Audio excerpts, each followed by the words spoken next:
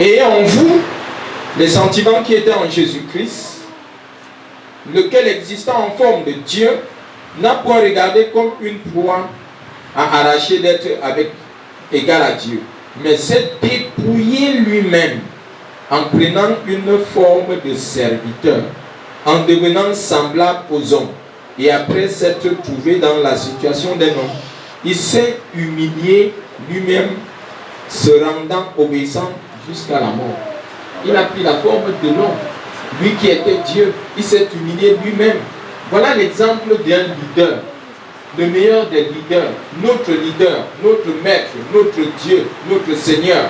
Voilà l'exemple que nous devons prendre, que nous devons suivre. Amen.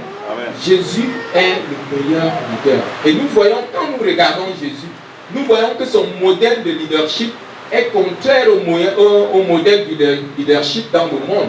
Et comme nous avons lu dans Matthieu, il leur dit, faites attention, ne vous comportez pas comme ceux-là. Vous voyez comment les Romains la font. Regardez comment Hérode fait. Ne faites pas comme eux. L'empereur César fait. Je ne veux pas que vous soyez comme ça. Amen. Nous avons vu les leaders du monde, comme Staline, les Hitler. Il se met, il dit que c'est moi qui commande ici. Il tue 6 millions de personnes à lui seul. Ce n'est pas comme ça que nous devons faire. Amen. Tel sera ton partage au nom de Jésus. Le Saint-Esprit va nous donner les moyens d'être leaders à l'exemple de notre Maître, Jésus-Christ. Quels sont les principes du leadership chrétien? Nous allons citer quelques principes qui ne sont pas exhaustifs. Le premier principe du leadership chrétien, c'est l'amour. Dieu est amour et l'amour de Dieu a été déversé dans nos cœurs par le Saint-Esprit qui nous a été donné. Amen. Amen. Dans Romains 5:5, Paul, l'apôtre, dit: oh, l'espérance ne trompe point, parce que l'amour de Dieu qui est répandu dans nos cœurs par le Saint-Esprit qui nous a été donné. L'amour de Dieu est répandu dans nos cœurs. Et nous devons manifester, en tant que leader chrétien, nous devons manifester l'amour aux autres. Et nous voyons encore l'apôtre Paul qui parle de la puissance de l'amour dans 1 Corinthiens 13. Nous voyons comment, ce que c'est que l'amour. L'amour est patient, ne soupçonne point. Nous connaissons ce texte de 1 Corinthiens 13. Il est plus puissant que les dons spirituels. L'amour est plus puissant que les dons spirituels. Nous devons aspirer à l'amour. L'amour est plus puissant que l'espérance. L'amour est plus puissant que la foi. Amen. Et c'est ce que nous devons manifester. En tant que leader, nous devons manifester l'amour. Le Seigneur Jésus a dit que l'on nous reconnaîtra par l'amour. L'amour qui est au milieu de nous. Jean 13:35. L'amour est au centre du christianisme. Donc, bien aimé, tout leader chrétien doit manifester l'amour dans tout ce qu'il fait. Nous devons manifester l'amour. Je sais que, a priori, ce n'est pas ce que nous faisons, mais nous devons être conscients, faire l'effort de manifester l'amour les uns envers les autres. Il a dit que c'est par l'amour qui existe entre nous qu'on reconnaîtra que nous sommes ses disciples. Est-ce que quelqu'un peut dire Amen? Amen. Donc le principe du leadership, c'est l'amour. Et le deuxième principe que je voudrais nous présenter, c'est la modestie. La modestie caractérise le leader chrétien. Dans le livre de Proverbes 16 et le verset 5, cela parle de l'arrogance. Proverbe 16 et le verset 5 dit: tout cœur hautain est en abomination à l'Éternel. Certes, il ne restera pas impuni. En tant que leader, nous ne devons pas être arrogants, nous devons être modestes. La modestie caractérise le leader chrétien. Mais l'arrogance est ce qui caractérise les leaders de ce monde. Ils sont arrogants. Ils regardent les autres du haut parce qu'il a le pouvoir, parce qu'il a l'argent, parce qu'il a la notoriété. Les autres sont comme une chose. Cela ne doit pas être notre caractère. Amen. Que cela ne soit même pas un tout petit peu vu de nous. Amen. Qu'un frère et une soeur ne sentent pas que nous les regardons du haut. Nous pouvons ne pas être contents d'un frère ou d'une soeur ne pas penser comme un frère ou une soeur, ne pas avoir la même opinion, mais nous n'avons pas le droit de regarder un frère ou une soeur du haut, croyant que nous sommes arrivés, nous sommes supérieurs. Amen. Amen. Tel ne sera pas notre partage au nom puissant de Jésus. Amen. Amen. L'arrogance n'est pas notre partage. Nous devons être modestes.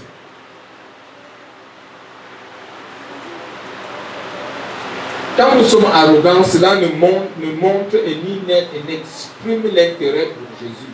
Au contraire, quand nous nous comportons comme ça, nous devenons un contre-témoignage.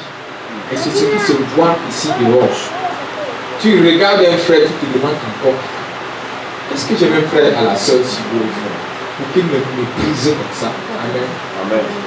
Malheureusement, c'est ce qui est vu au quotidien au milieu de nous. Mais soyons conscients, bien, si nous sentons qu'il y a cette arrogance-là en nous, nous devons prier.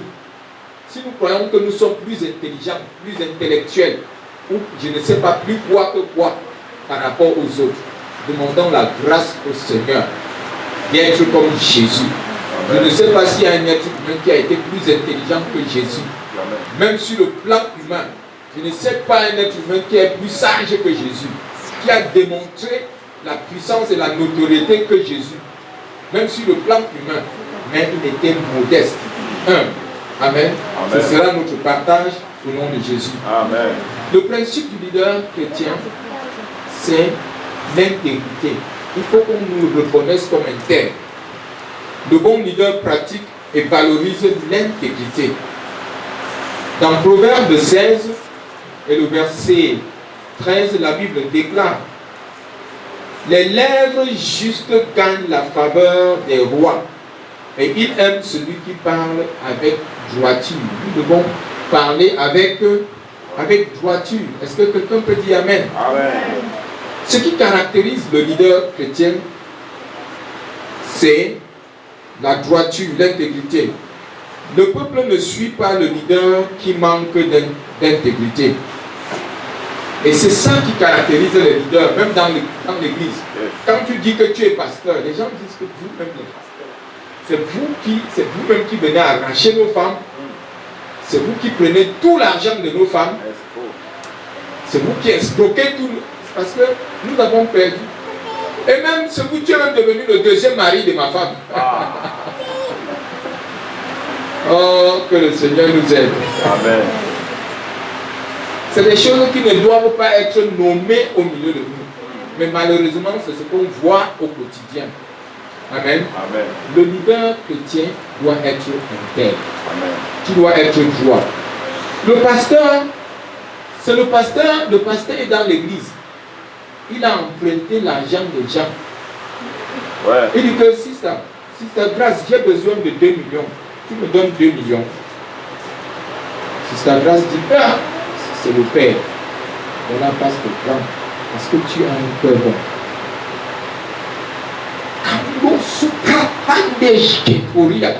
La grâce de Dieu. Pasteur, j'avais même pris les 2 millions là à la société. Est-ce que tu peux me remettre ça? Tu m'avais béni avec les 2 millions. Ne demandez même plus les 2 millions. La soeur, tu as ouvert ta bouche pour demander qu'on t'emprunte de l'argent. Et maintenant, c'est devenu la bénédiction depuis quand?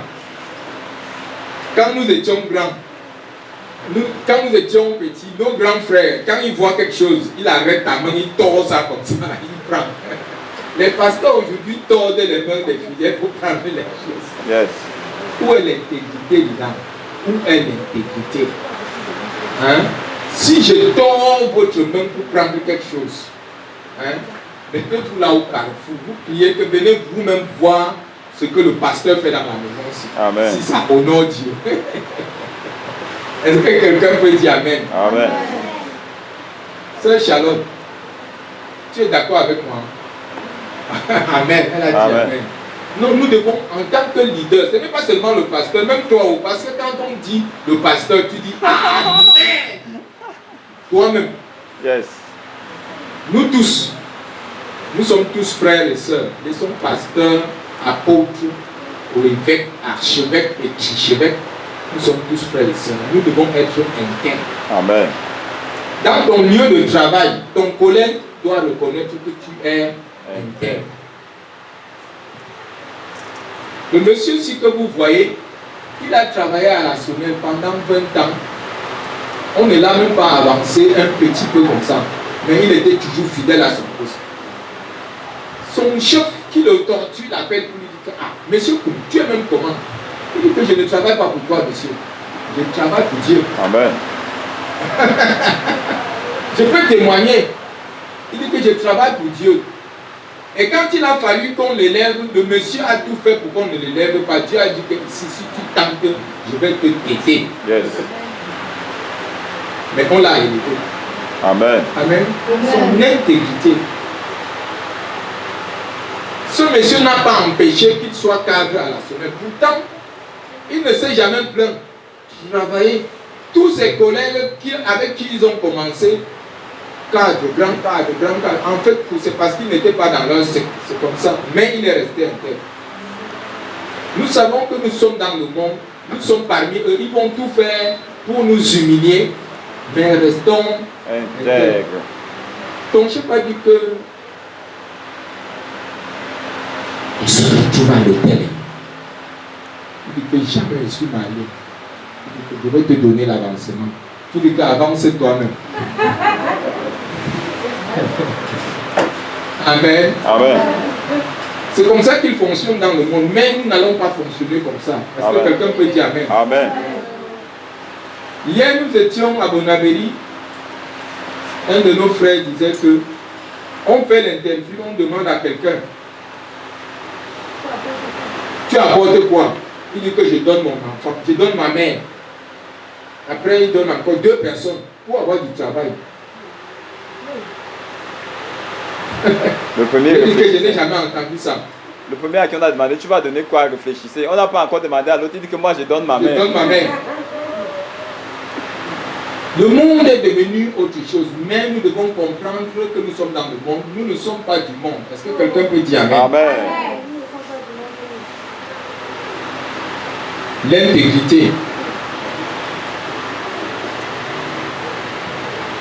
L'intégrité inclut la pratique. Nous ne devons pas seulement prêcher, mais nous devons pratiquer. Nous devons être consistants dans ce que nous faisons. Nous devons faire ce que nous disons. Après, on nous demande, il dit que non, fais ce que je te dis, mais ne fais pas ce que je fais.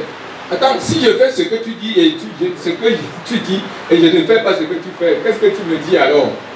Amen. Amen. Paul a dit, soyez mes imitateurs, comme je le suis moi-même de Christ.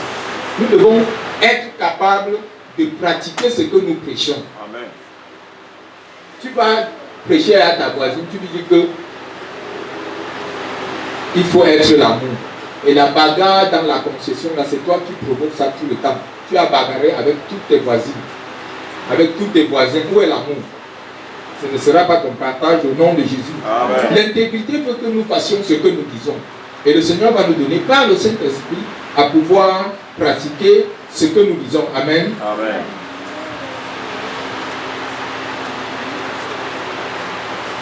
L'intégrité amène les autres à nous faire confiance. Aujourd'hui, c'est devenu difficile. Les pasteurs, les premiers, on ne leur fait pas confiance. Pourquoi? Parce que ce qu'il fait et ce qu'il dit est contraire. Il abuse les anciens, abuse les diacres, abuse tout le monde. Il abuse même jusqu'à abuser les femmes des gens. Il prend ton argent, il n'a pas fini de prendre ton argent, après il prend ta femme. Ce ne sera pas notre partage au nom de Jésus. Amen. Aujourd'hui, le christianisme est en train de perdre sa crédibilité à cause de ses leaders. On dit que le poisson commence à pourrir par la tête à cause de ses leaders.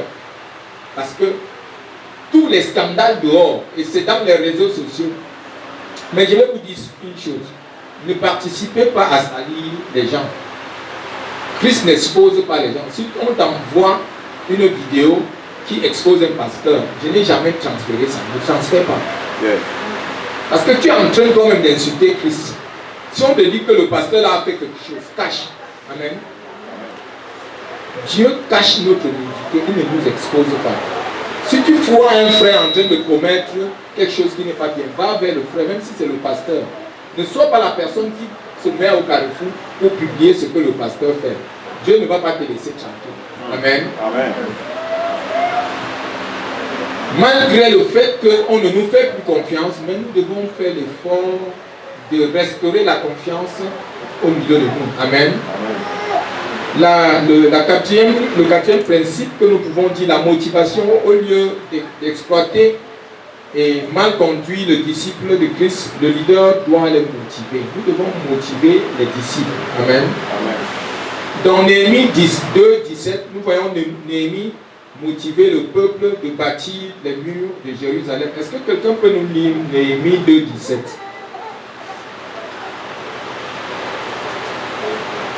Néhémie 2, 17.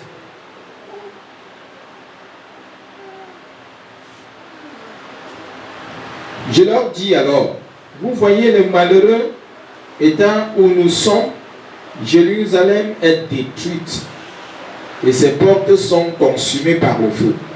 Venez, rebâtissons la muraille de Jérusalem.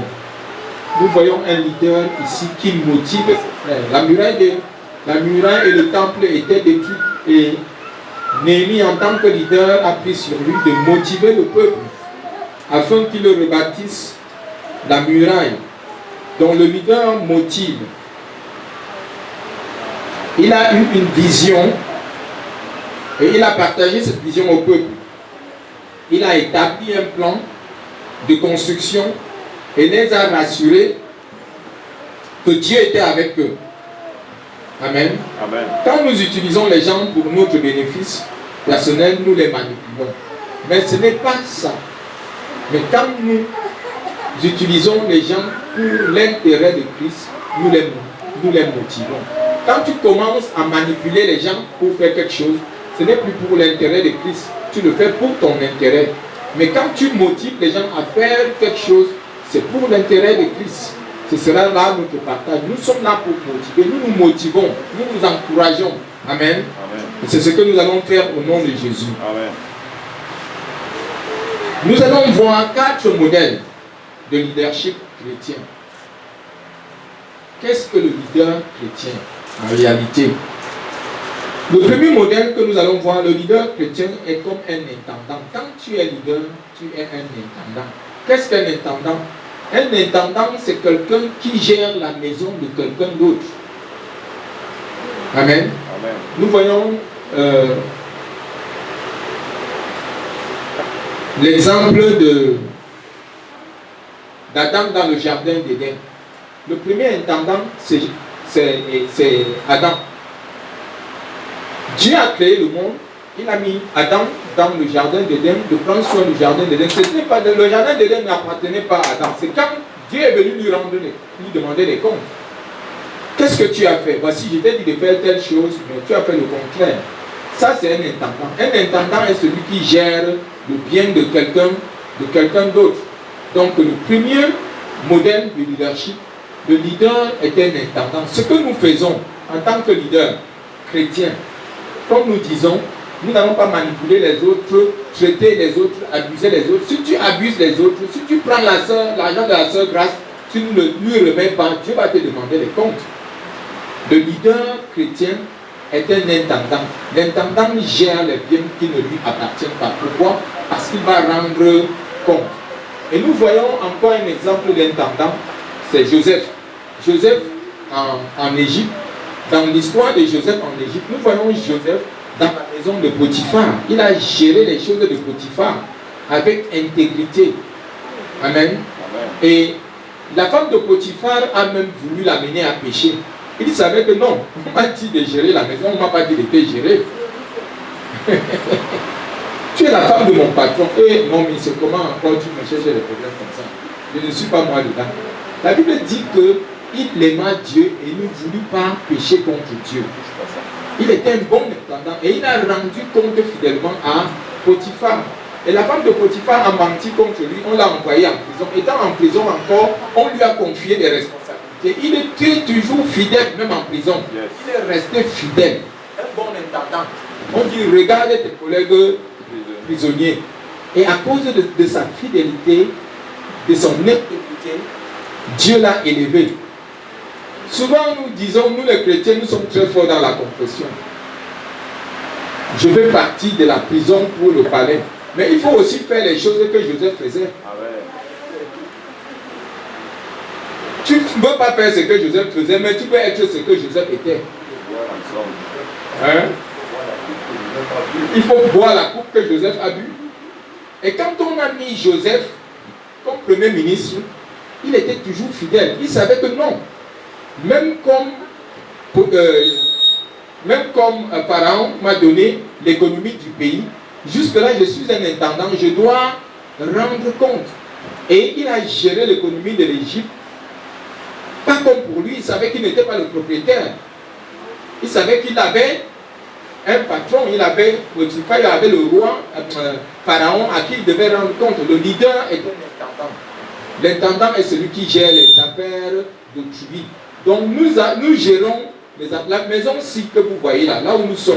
Ça appartient à qui? Jésus. Alléluia. Amen. Ça appartient à Jésus. Je vais rendre. Compte à Jésus. Le pasteur Ferdinand va rendre. Compte à Jésus. Et vous-même vous allez rendre. Compte à Jésus. Que tu le veuilles ou pas, le jour là, Dieu va dire que asseyons-nous, assieds-toi. Qu'est-ce que tu avais fait ici? Qu'est-ce que tu as? Il voit tout. Amen. Amen. Même ce que tu passes par derrière faire là, il voit. Malheur à toi parce qu'il sait tout, il voit tout, il comprend tout. Amen. Amen. Donc l'intendant, le leader est un intendant. Et nous voyons, les apôtres étaient les intendants. Amen. Amen. Et ils rendent compte. Et nous allons rendre compte. C'est ça le leader. Le premier leader, le premier modèle de leadership est l'intendance. Amen. Amen. Et nous voyons le Seigneur Jésus parler de la parabole des talents de Matthieu 25. Il donne l'exemple du roi qui est parti. Il a donné 5 talents à l'un, 2 à l'autre, 1 à l'autre. Et il est revenu leur dit, rendez-moi compte. Donc ce que le Seigneur nous confie, il reviendra afin que nous lui rendons compte. Le leader entend à chacun de notre niveau, nous allons rendre compte à Dieu. Ça, c'est le premier modèle de leadership. Le leader est un intendant qui rend compte. Le leader aussi, le deuxième modèle de leader, le leader est comme un visionnaire, comme un prophète. C'est quelqu'un qui a une perspective de vision de ce que Dieu peut faire au travers de son peuple. Donc nous voyons ici, en tant que le leader de notre assemblée, je nous dis, nous avons la vision de bâtir une armée de gagneurs d'âmes. Nous avons la vision de bâtir une église qui fait des disciples, qui vont faire des disciples. Nous avons la vision d'une assemblée qui va réconcilier les âmes perdues avec Dieu. Amen. Et faire des disciples qui seront des disciples qui vont faire d'autres disciples. Voilà notre vision. C'est ça le leader. Il nous dit où est-ce que nous sommes en train d'aller et il nous motive à y aller.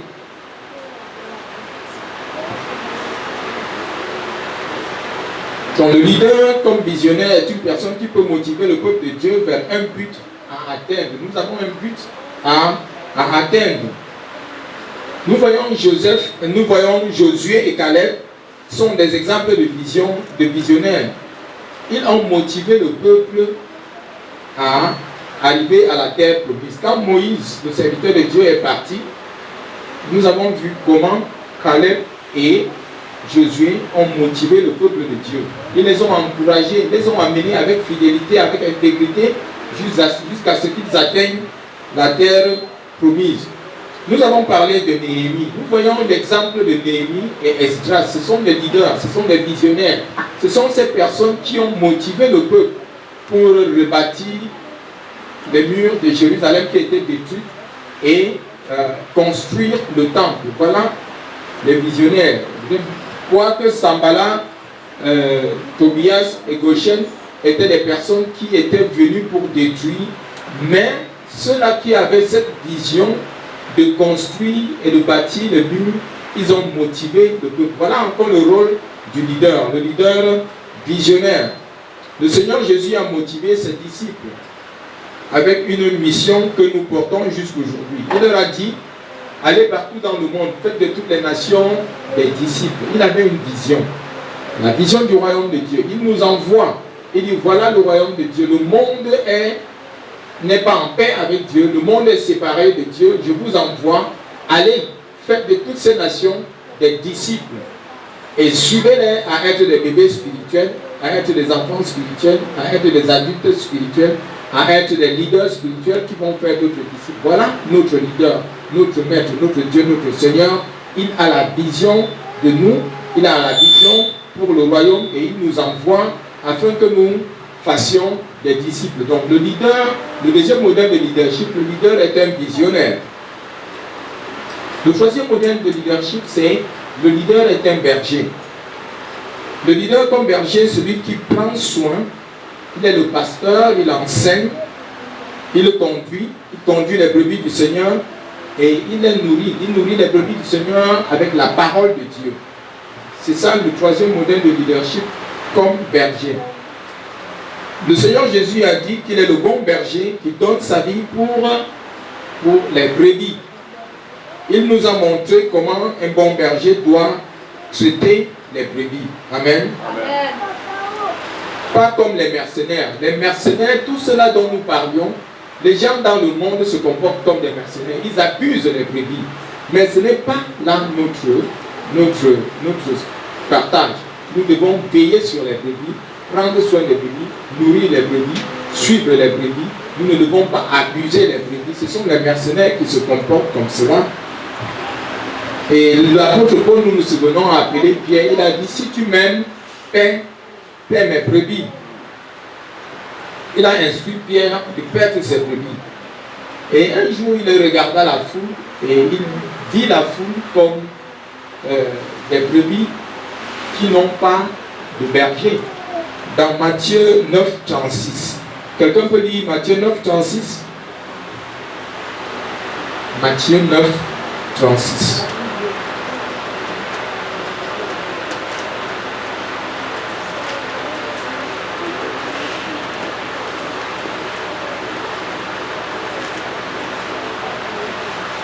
Matthieu 9, 36, j'ai lu au nom de Jésus. Amen. Voyant la foule, il fut ému de compassion pour elle, parce qu'elle était languissante et abattue, comme des brebis qui n'ont point de berger. Quand il vit la foule, il était ému de compassion, comme des brebis qui n'ont pas de berger. Et il commença à les enseigner. Nous devons, bien aimés, nous devons avoir la même compassion pour les brebis.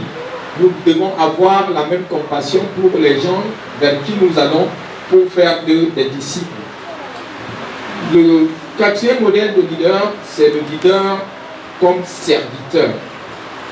Ce dernier modèle est souvent fait, on fait référence comme leader serviteur. Le mot grec utilisé pour définir serviteur est différent du mot français ou anglais pour définir serviteur. Le mot grec pour définir serviteur, c'est doulos. C'est plus qu'un serviteur. Cela veut dire esclave. Le serviteur esclave. Et quand nous regardons le Seigneur Jésus, il a été ce serviteur. Il est venu, il était plus que serviteur au sens de la définition que nous donnons à serviteur. Il a été serviteur au sens de la définition que le grec définit esclave. Quand nous regardons dans Jean 13, il appelle ses apôtres et il commence à laver leurs pieds. C'était un scandale. Parce que eux, dans leur culture, dans la culture juive, ils comprenaient ce que cela voulait dire.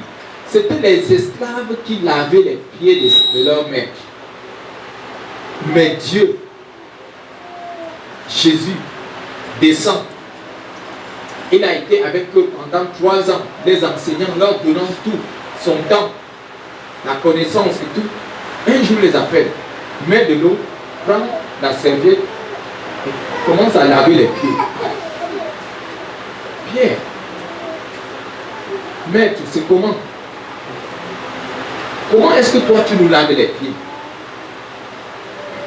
Pierre dit que non. Vous ne te permets pas ça. Pierre dit, je sais ce que je fais. Si je ne te lave pas les pieds, tu n'auras pas de part avec moi. Amen. Amen.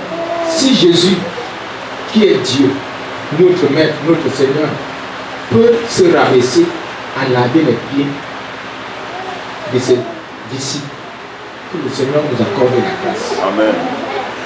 Que le Seigneur nous accorde vraiment la grâce. Amen. Que nous ayons cette humilité. Amen. Que Amen. nous ayons cette modestie que le Seigneur avait. Serviteur, leader, pas leader, serviteur, même leader, esclave. Et il dit que c'est ce qu'il attend de nous. Si moi, que vous appelez maître, peut vous laver les pieds, je vous encourage que vous vous lavez les pieds les uns les autres. Amen. Amen. Et c'est ce que le Seigneur attend de nous. Que nous soyons des leaders. Pas des leaders qui sont là-haut, qu'on ne peut pas atteindre. Pas des leaders qui sont là abusant les autres. Pas des leaders qui regardent les autres du bas, du haut. Et dit, je ne suis pas à votre niveau, vous devez être là pour me servir. Ce n'est pas le modèle du leadership chrétien. Le modèle du leadership chrétien est différent du modèle du leadership dans le monde. Est-ce que quelqu'un peut dire Amen? Amen. Et ce service doit être fait volontairement, pas pour d'autres buts, pas pour le gain. Dieu nous a appelés à être des leaders pour servir ceux que nous conduisons. Nous devons les écouter, nous devons les servir. Mais aujourd'hui, certains leaders chrétiens ont abandonné ce modèle de leadership chrétien pour copier le modèle du leadership dans le monde. Quand nous regardons bien l'église aujourd'hui, l'église de Christ aujourd'hui, le modèle que les pasteurs utilisent, ce n'est pas le modèle chrétien. Nous voyons des images, j'ai vu un modèle, une image, on porte, quand le pasteur là sort de sa voiture, on met une chaise, il s'assoit dessus, on le porte, 4 personnes le portent, on le porte jusqu'à l'autel, on le met là, il s'assoit comme un empereur. Après, quand il se lève, on prend sa pochette comme ça, on lui donne, il se suit avec, tout le temps. Vous avez déjà vu Jésus faire ça? Amen. Voilà ce que les pasteurs font aujourd'hui. Ils se fâchent. Comment tu te tiens debout avant de me parler? Je devais me coucher avant de te parler. On a amené la culture même du monde dans l'église. Les pasteurs aujourd'hui sont devenus plus que Jésus. Ils réclament l'adoration. Quand ils passent, on doit faire comme ça. Ce n'est pas la culture chrétienne, c'est la culture des gens. Par exemple, nos voisins, je ne peux pas les citer ici. Nos voisins ont une culture où on se couche pour saluer le chef. Ou bien la femme se couche pour saluer son mari. Et les pasteurs ont transporté ça dans l'église. Si tu ne te couches pas pour le saluer, tu lui as manqué du respect. C'est l'église de Christ, ce n'est pas ton village. Alice, ce n'est pas ton village. Jean-Roger, ce n'est pas ton village. Je ne sais pas, peut-être comme tu es bamiliqué là et que les bamiliqués, ce n'est pas